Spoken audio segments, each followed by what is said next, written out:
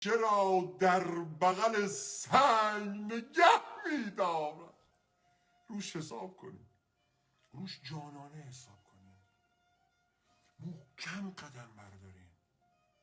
یه کوچولو آقا، یه کوچولو من تصمیم بگیرم از امروز با امید، با ایمان، با توکل قدم بردارم، همینجوری مثل ماست قدم بر ندارم، جانانه قدم بردارم، پرقدرت قدم بردارم.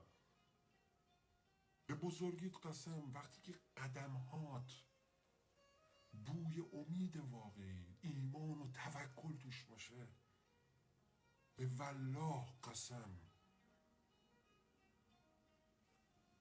چنان از در و دیوار برات بباره که بخوای بری توی بیابون فریاد بزنی که الله اکبر.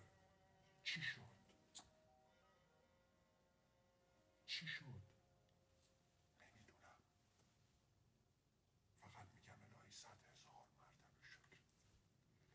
دوستتون دارم. خیلی مراقب خودتون باشین. تازه از روز 9 به بعد بازیمون شروع میشه.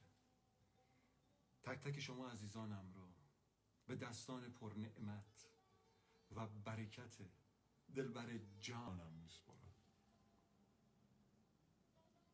پر قدرت قدم برداریم، جانانه قدم برداریم، جوری باشه که بچه ها جوری قدم برداریم که نماد عظمت جانان باشین. هر روز اینو تکرار کن. امروز صبح جوری قدم بردار که نماد عظمت جانان باشی، نشون بدی که دلبر برات کف بزنه. این یه نگاهه ها، اما آخ که چه کنم، این نگاهه چقدر با درونم هماهنگه، انگار خود حقیقته.